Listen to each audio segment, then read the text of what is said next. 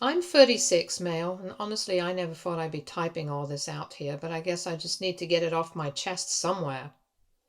This whole situation feels like a lifetime of family drama compressed into less than a year, and even though it's still going on, I feel like I'm standing in the middle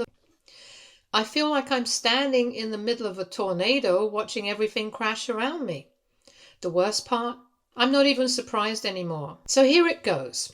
I have a younger brother, Michael, 32, male, and for most of our lives we were the typical brothers, some competition, some fights, but mostly civil. Our dad, Richard, 62, male, owned a small but successful construction company. Nothing huge, but it had been in the family for 3 generations and it paid well. My mom, Karen, 60, female, handled the books and worked from home while raising us. My wife, Emily, 34, female, and I have been married for 10 years and we have a daughter named Sophie, 6, female. She's the light of my life. She was born with a congenital heart defect. We've been in and out of hospital since she was a baby. Things took a turn late last year when her condition worsened and the doctors said she'd need surgery that would cost more than we could possibly afford up front. At the time, I was working as a project manager at my dad's company and had been there since I was 22.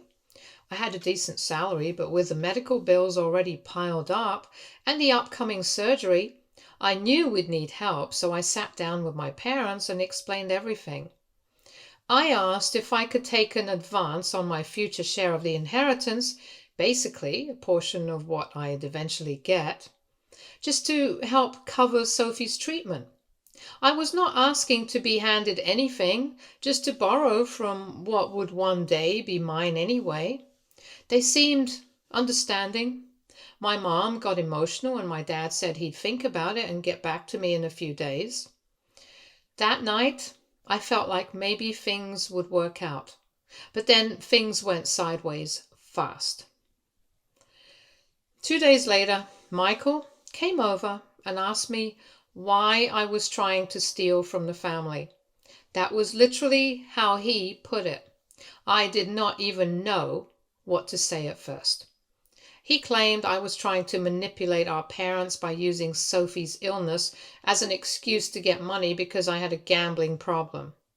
According to him, he'd seen me in casinos, and there were people who said I owed them money. I hadn't even stepped foot in a casino in years, and I definitely did not owe a single cent to anyone. I laughed at first because I thought it was a joke, but then he showed me a bunch of photos, old ones from my bachelor party, pictures taken at some card night with friends, and even one random screenshot of me standing outside a local poker club I once visited with co-workers, but never even gambled in. He was twisting everything into some ridiculous narrative. Apparently, he had already shown all of it to our parents before even talking to me. My dad called a family meeting the next day. I was blindsided. He said he couldn't, in good conscience, give me the money if there was a chance I was addicted and would waste it. I tried explaining everything. I showed hospital records, bills, letters from Sophie's doctor. But Michael kept pressing, saying it was all a cover-up. He even brought up how I'd refinanced our home last year, something I did just to manage the earlier rounds of Sophie's treatment. He spun that into more evidence that I was broke from gambling. They believed him. My mom said she wanted to believe me, but did not want to enable anything dangerous. My dad said he was sorry but couldn't risk it. Michael, meanwhile, stood in the background, acting all humble and self-righteous, saying he just wanted to protect the family. A month later, Michael was promoted. My dad gave him control over a big portion of the company, and he got a huge bonus. I'm not saying it was a direct payoff, but come on. He even bought a new car and started showing up to work in expensive clothes like he was some kind of CEO already. I ended up quitting. I couldn't be around any of them anymore. I found freelance construction gigs and kept working as much as I could, and thankfully Emily's side of the family pitched in. We scraped together enough for Sophie's surgery through loans, friends, and online fundraisers, and it worked. She pulled through. She still needs follow-up care, but she's stable now, and that's the only thing that kept me going. Fast forward 6 months after Michael took over more of the company and pushed me out. He was living the high life, posting vacation pics, dinner parties, champagne toasts with his wife, Miranda, 31, female. I never liked Miranda, to be honest. She always gave off that social climber vibe. She worked as an interior decorator, but she was constantly talking about wanting a bigger life. Turns out she meant it. I started hearing rumors that she and Michael were having problems. At first it was small stuff. Her staying out late, him working longer hours, and then out of nowhere I got a call from one of Michael's friends asking if he was okay. Apparently Michael had checked into rehab for drug addiction. At first I thought it was a mistake or prank, but then my mom called, crying, and said Michael had been caught with pills and was spiraling. I couldn't believe it. The same guy who destroyed my reputation with the fake gambling story was now the center of a drug scandal? It did not make sense. But then things got weirder. He was not just in rehab, he had been forced into it after Miranda had filed paperwork saying he was a danger to himself. She provided evidence in the form of prescription bottles, some random footage from home cameras of him acting loopy, and even texts that made it seem like he was paranoid and unwell. Michael insisted it was all fake, that Miranda set him up, and to be honest, the more I looked into it, the more it did seem shady. She'd already hired a lawyer, locked him out of their joint accounts, sold his car, and moved into a new apartment. And here's the kicker. She also filed for divorce and somehow managed to get a court order transferring temporary power of attorney over his share of the company to herself, all within a few weeks. Now Miranda is the one showing up to family dinners, sitting next to my dad talking about modernizing the business. Michael, meanwhile, is stuck in a rehab facility that charges more per week than my monthly mortgage. And suddenly I'm getting calls from him constantly.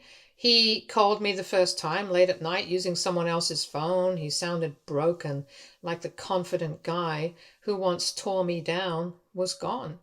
He begged me to talk to our parents, to tell them everything, that Miranda set him up, that he was never on drugs, that she planted everything to get his money and control his stake in the company. I did not even know what to say. At first, I ignored the calls. Then I started answering, mostly to hear him out. He told me she had been planning this for months, that she wanted out of the marriage but did not want to leave empty-handed, that she knew the only way to keep the money was to discredit him and take over his portion. He swore on everything that he was not using that it was all lies, and the worst part? I kind of believe him. But here's the thing, when I needed someone to believe me, he turned his back on me. He did not just stay silent. He actively buried me with lies. Because of him, Sophie almost did not get the help that she needed. Because of him, I lost my job, my reputation, and nearly my sanity. And now he wants me to fix it? He keeps telling me that I owe him this, that we're brothers, that families should stick together. He wants me to go to our parents and explain how Miranda framed him and that he deserves another chance. He thinks if I vouch for him, they'll listen. But every time I think about helping, I think about Sophie in that hospital bed. I think about the look on my dad's face when he told me he did not trust me. I think about how Michael smirked when he got that bonus, and then I think about Miranda sitting in the seat that was once mine, smiling at our parents like nothing ever happened. Michael still calls almost every day. He says he's getting out soon and that he's going to make things right. That he just needs someone on his side. That I am the only one left who knows what it feels like to be stabbed in the back. But here's the thing. I don't know if I want to be that person for him. I do not know if I can. AITA for not wanting to help out my brother after everything he did to me? Update 1. Hi, it's been a while since I posted. I was not planning to come back with an update, but a lot has happened since the last post. So yeah, Michael is out of rehab now. They released him early because, get this, the place did not have enough grounds to keep him longer. Apparently, after some internal review, they couldn't confirm the drug use Miranda claimed. No solid tox report, no doctor confirmation, and one of the nurses accidentally documented that he was alert, cooperative, and showed no signs of withdrawal. 2 days into his stay, that's when things started to fall apart for Miranda's perfect little setup. Michael, being Michael, of course, came straight to our parents the moment he was out. He showed up at their place looking half wrecked, but trying to act like he had it all under control. I was not there, but my mom called me right after and said he cried. That caught me off guard. The guy never cries. He told them everything, how Miranda faked the addiction, how she siphoned money out of the business using his power of attorney, how she sold his car and transferred assets to her name, how she even changed the locks on their house while he was locked away. But the kicker? My dad did not believe him. He told Michael he was embarrassed, said the company's reputation was damaged enough, and that if Michael had any sense, he'd lie low and not drag the family name further into the mud. That's when Michael showed them the screenshots. Bank transfers to Miranda's personal accounts, transactions made while he was in rehab, audio recordings of Miranda threatening to clean him out, and even a freaking calendar reminder titled "Final Move on M $" that she accidentally shared to their joint iCloud. And even then, my dad just said that lawyers will handle it. That destroyed him, I could tell. He came to my place a few days later. I did not let him in right away. He just stood outside looking like a dog that got kicked one too many times. I made him wait a while, not out of cruelty. I just wanted him to know what being on the other side felt like. When I finally let him in, he did not say much, just sat there, looking around like he couldn't believe how small my place was now. Like the reality of what I'd been living through for the last 6 months was suddenly hitting him in the face. Then he said something I'll never forget. He said that she did to him what he did to me, and it's worse when it's someone we trust. I didn't say anything. I didn't need to. And since then, it's been chaos. Miranda filed for divorce officially. Now she's fighting to keep a piece of the company. She's claiming emotional compensation for the stress she went through during their marriage. Her lawyer is brutal, aggressive, calculated, and the kind of person who digs through everything. She's bringing up Michael's college partying days, old texts he sent during fights, even some of his dumb social media posts from years ago. It's like she's building a public execution. And Michael's just unraveling. I see it. He looks like someone trying to claw his way out of a grave he dug himself. He stays with some friends now, says he can't handle being in that house. He tried to come back to work, but my dad made it clear he was on leave until further notice. So now Michael's just hanging around with no real purpose, no real plan, and a bank account that's almost empty. Here's the wild part. He actually asked me to testify for him. Yeah, he wants me to sit in court and say that he's not a drug addict and that he was framed, that I believe him. that I know what Miranda is capable of. He said I am the only person who can restore his credibility. And I am torn because, yeah, I do believe he was framed. Miranda played him like a fiddle, and now she's trying to gut him financially and socially. I've seen the receipts. I've listened to the recordings. I've even seen her flaunting around town like she's already won. It's infuriating. But part of me wonders why I should lift a single finger, why I should save the same guy who did not hesitate to lie about my life to gain something for himself. I think about that all the time, how easy it was for him to rip apart my reputation and walk away richer. And yet the other part of me knows exactly how it feels to scream the truth and have no one believe you. That look in his eyes now? I had that same look when I sat in front of our parents begging them to believe me, when I watched them choose him instead, when I was left alone to fight for my daughter's life, with nothing but a pile of bills and a crushed sense of dignity. Michael's living my nightmare, the exact same one he helped create. Now he calls every day. Some days he sounds calm, logical, hopeful.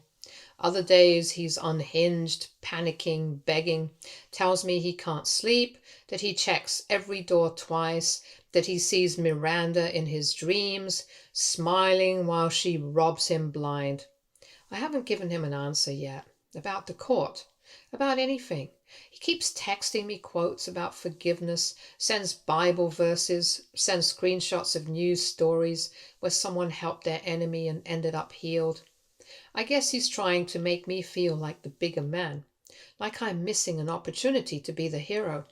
But I'm tired of being the one who always has to fix what other people broke. I still don't know what I'm going to do. Maybe I'll testify, maybe I will not. But one thing's for sure, Michael's learning the hard way that karma doesn't always knock politely. Update 2. Hey again, I did not expect to be back with another update so soon, but things escalated in a way that even I couldn't have predicted. I wish I could say Michael finally caught a break or found a way to get back on his feet.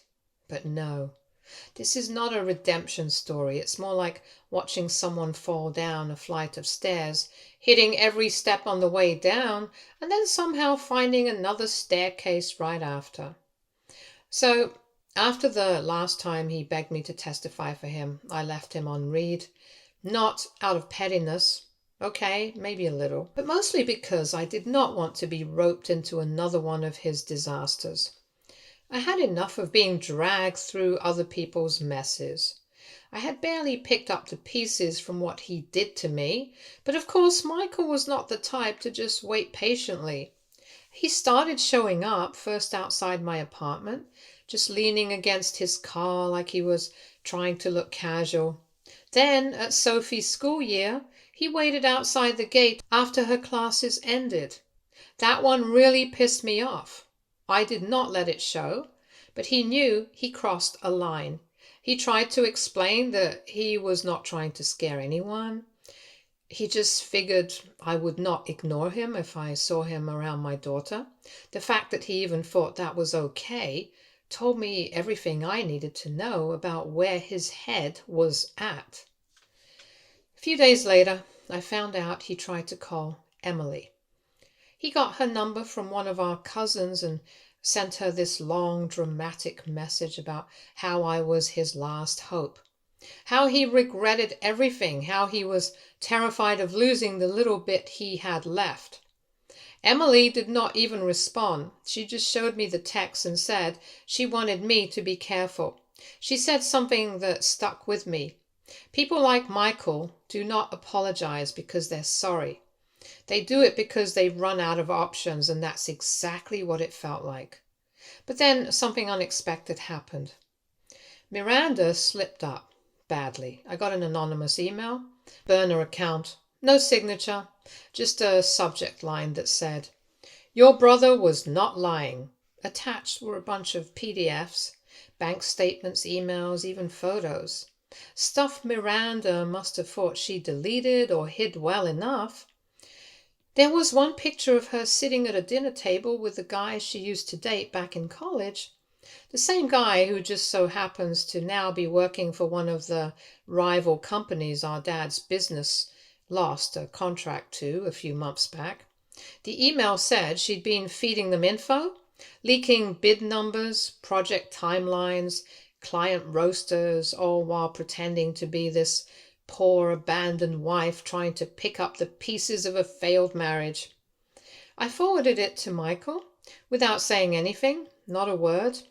I figured if it was real, he'd know what to do with it. That night he called me 7 times. I did not answer. I just lay there in bed thinking about how far this whole thing had spiraled. My brother accused me of being a gambling addict. He stole my future. His wife stole his present, and now he wanted me to save him so that he could go back to pretending he was the better man. The next day, Michael showed up at our parents' house with everything from the email printed out. I was not there, but my uncle was, and he told me later that Michael looked like he hadn't slept in 2 days. He had it all out on the dining table, handed them the proof, and told them they were either going to help him take Miranda down or sit back and watch the entire family business get sold out from under them. My dad apparently just sat there in silence while my mom cried. Not for him. More like for the shame of it all. Miranda must have caught wind that something was up because 2 days later she filed a restraining order against Michael. Said he was harassing her, said he was unstable and threatening her safety. She claimed he'd been stalking her, that he tried to break into their house, and that he sent her emails threatening to burn everything down. Completely fabricated, obviously, but believable enough to throw more mud on his name. And unfortunately, when a guy has just gotten out of rehab, even if it was a setup, no one wants to give him the benefit of the doubt. Michael called me that night from some motel, furious and shaking. I could hear the panic in his voice. He said Miranda had frozen his accounts again, and now he was officially broke. She drained the joint savings and claimed it was for legal defense. She sold some of his old collectibles, cleaned out their home office, and even changed the business emails tied to his name. The court date was coming up fast, and he had no one else left.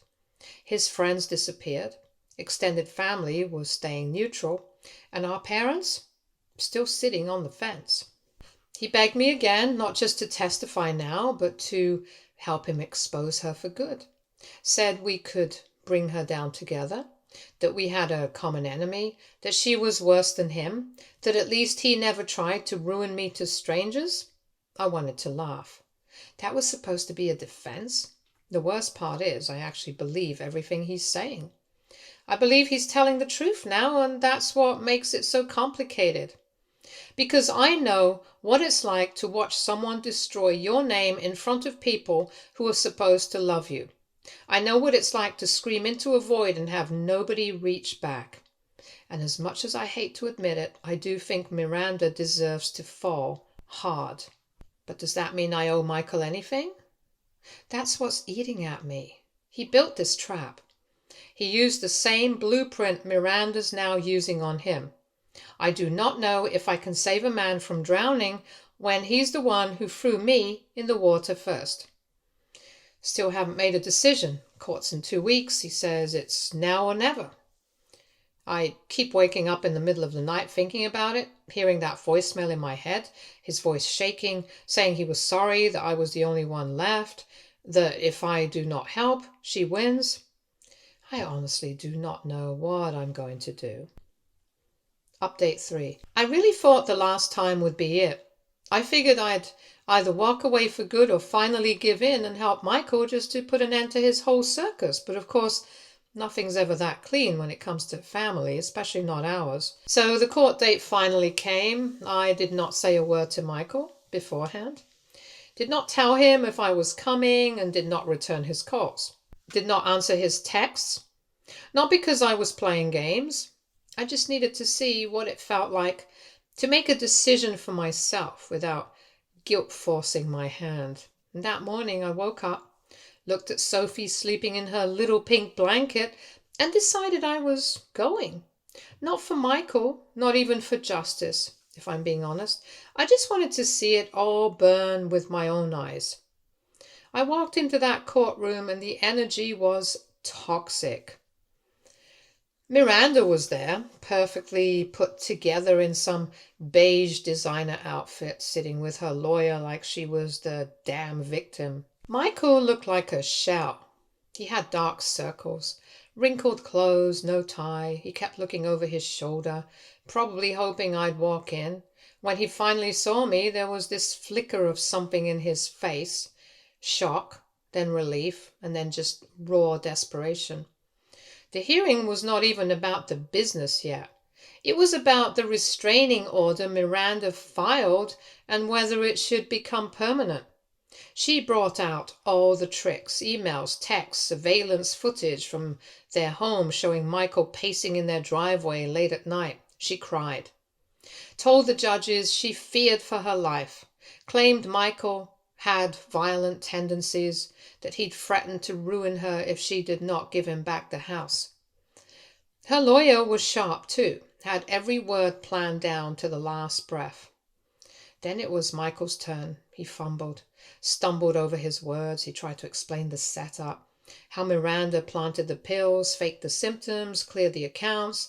He showed some of the bank statements I'd sent him. He tried to play the recordings, but it did not hit the same way. His hands were shaking. He looked like a man falling apart. The judge did not say much, just nodded and scribbled. I was sitting there in the back watching both of them go at it. And suddenly I realized something. Neither of them was really fighting for the truth. They were fighting to win, to not be the one who got publicly humiliated. And then, out of nowhere, I was called to testify. Apparently Michael had listed me as a character witness without telling me. His lawyer asked the judge to allow it, and the judge agreed. I was pissed at first. No one likes being thrown into court without warning. But I stood up, walked to the front, sat down. I looked over at Miranda, who gave me the fakest smile I've ever seen, and I looked at Michael, who looked like he was holding his breath. They asked me about the drug claims. I told the truth. I said I did not believe Michael had been using them. That I'd seen the emails, the photos, the timestamps. That Miranda's narrative did not add up. That everything unraveled the moment a third party started sniffing around. Her lawyer tried to twist it, asking why I was defending the same man who once tried to ruin me. I didn't flinch. I said sometimes you defend the truth even if the person behind it doesn't deserve it. That got a few murmurs from the courtroom. When I stepped down, Miranda would not even look at me. The hearing ended without a final decision. The judge said he'd rule in writing within a few days. But the damage was done. Her mask slipped. She was rattled. And Michael, for the first time in months, looked like he could breathe again. But things did not calm down. If anything, they exploded. 2 nights later, someone keyed Miranda's car outside her new apartment. Not just scratched. A full-on angry carving across the door. One side read liar. The other had a word I will not type here. She immediately blamed Michael, filed a police report, and tried to get him arrested for violating the temporary order. Cops showed up at his motel, but he had an alibi. Security footage from the liquor store next door had him on camera buying snacks during the time it happened. Miranda went ballistic. She started messaging family members telling them Michael was dangerous. She called our parents and said I was now part of his revenge plan. My mom freaked out and my dad told me to stay away from it all. I told them they could both keep their opinions to themselves. A week later, Miranda went even further. She sent out an email blast. Yes, an actual email blast to clients of the family business. Said the company was being dragged into a scandal, that Michael had threatened her life, and that she was doing everything she could to protect the company's reputation. She copied vendors, suppliers, even one of our longtime project partners. And just like that, she set fire to the one thing my dad cared about more than his kids, the business. My dad lost it. I heard he showed up at her place, demanded she take it all back, and screamed at her in the hallway in front of her neighbors. She called the cops again, but this time the story did not stick. It backfired. Her credibility took a massive hit, and in a move that none of us saw coming, my dad publicly released a statement saying Michael would be resuming responsibilities at the company and that all personal matters would be handled privately moving forward. So now Michael's technically back in the business, though he doesn't have full control. Miranda's trying to appeal the court decision while still fighting for the divorce settlement. She's bleeding legal fees and trying to spin every headline into her favor, but people are starting to doubt her. As for me, Michael tried to thank me and tried to say we were even now, that we were brothers again. I told him not to confuse truth with forgiveness. I did not do what I did for him. I did it because I was not going to let another person get trampled by a manipulator just because no one wanted to get involved. But that doesn't mean I forget the years he took from me. The moments with my daughter I miss because I was too busy cleaning up the mess he made. Stay tuned for more stories from our girl relationships.